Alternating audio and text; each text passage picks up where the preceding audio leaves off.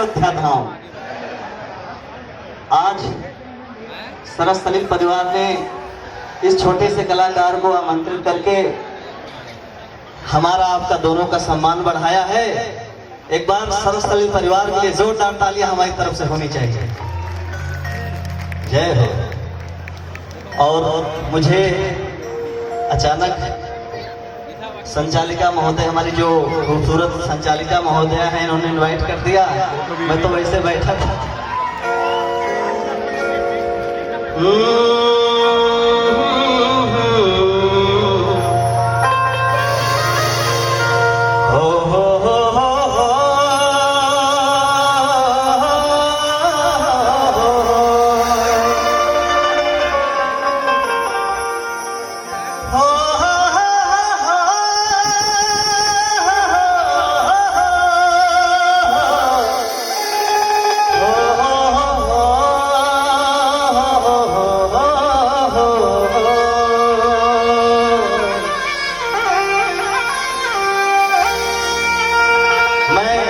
अयोध्या का हूँ, अवधी भाषा में गाता हूँ।